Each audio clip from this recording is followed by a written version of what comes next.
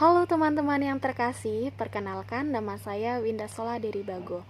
Saya mahasiswa semester 5 di Sekolah Tinggi Pastoral Kata-Ketik Santo Fransiskus Asisi Semarang. Di sini saya akan menjelaskan tentang refleksi mengenai cloning pada mata kuliah Bioetika Kristiani. Ada 4 poin yang akan kita bahas dalam refleksi mengenai cloning. Yang pertama, latar belakang. Yang kedua, fakta biologis. Ketiga, masalah etis terhubung dengan cloning manusia. Dan yang keempat adalah hak asasi manusia dan kebebasan penelitian. Baik, yang pertama ada latar belakang.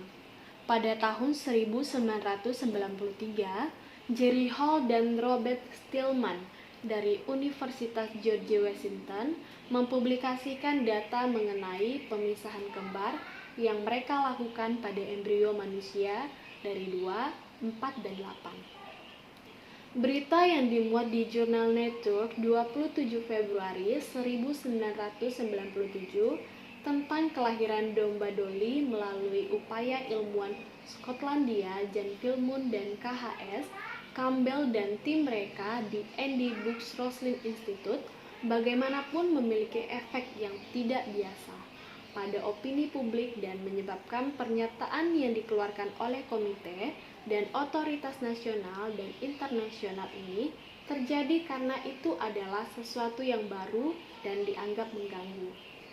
Ada 2 aspek baru dari acara ini. Yang pertama adalah bahwa ini bukan masalah pemisahan, tetapi tentang inovasi radikal yang didefinisikan sebagai cloning. Kedua, hingga saat ini cloning yang benar dan tepat ini dianggap tidak mungkin. Yang kedua ada fakta biologis. Dalam aspek biologisnya sebagai bentuk reproduksi buatan, cloning dicapai tanpa kontribusi 2 gamet. Oleh karena itu, ia merupakan reproduksi aseksual dan agamis. Pembuahan yang disebut dengan benar digantikan oleh fusi. Inti yang diambil dari sel somatik individu yang ingin dikloning atau sel somatik itu sendiri, dengan osit yang darinya nukleus telah dikeluarkan, yaitu sebuah osit tidak memiliki genom ibu. Perlu ditekankan bahwa perkembangan individu yang diperoleh dengan cloning terlepas dari kemungkinan mutasi dan mungkin ada banyak yang harus menghasilkan struktur tubuh yang sangat mirip dengan donor DNA. Terlepas dari ketidakmungkinan melibatkan roh yang merupakan sumber kepribadian, pemikiran cloning manusia telah mengarah pada imajinasi.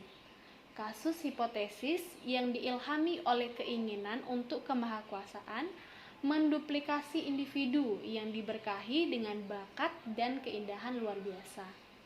Memproduksi citra orang-orang terkasih yang telah meninggal, memilih individu sehat yang kebal dan penyakit genetik, kemungkinan memiliki jenis kelamin seseorang, memproduksi embrio beku pilihan untuk dipindahkan ke dalam rahim di lain waktu untuk menyediakan organ cadangan dan lain-lain. Dengan menganggap kasus-kasus hipotesis ini sebagai fiksi ilmiah, proposal dapat segera diajukan untuk cloning yang dianggap masuk akal atau penuh kasih. Prokreasi seorang anak dalam keluarga yang ayahnya menderita aspermia atau untuk menggantikan anak yang sekarat dari ibu yang menjanda, orang dapat mengatakan bahwa kasus itu tidak ada hubungannya dengan fantasi fiksi ilmiah. Yang ketiga adalah masalah etis terhubung dengan cloning manusia. Cloning manusia termasuk dalam proyek Agnetika dan karenanya tunduk pada semua pengamatan etis dan yuridis yang telah cukup mengutuknya. Seperti yang telah ditulis oleh Hans Jonas, itu adalah metode yang paling lalim dan bertujuan bentuk manipulasi genetik yang paling kejam. Tujuannya bukanlah modifikasi sewenang-wenang dari materi herediter, tetapi tepatnya fiksasi yang sama sewenang-wenangnya berlawanan dengan strategi dominan alam. Dalam proses cloning, hubungan dasar pribadi manusia diputarbalikkan. Filisasi, kerabat, kekerabatan orang tua. Dan yang terakhir adalah hak asasi manusia dan kebebasan penelitian. Pada tataran hak asasi manusia, kemungkinan cloning masih merupakan pelanggaran terhadap 2 prinsip dasar, yang mendasari semua hak asasi manusia, prinsip kesetaraan antar manusia, dan prinsip non-diskriminasi.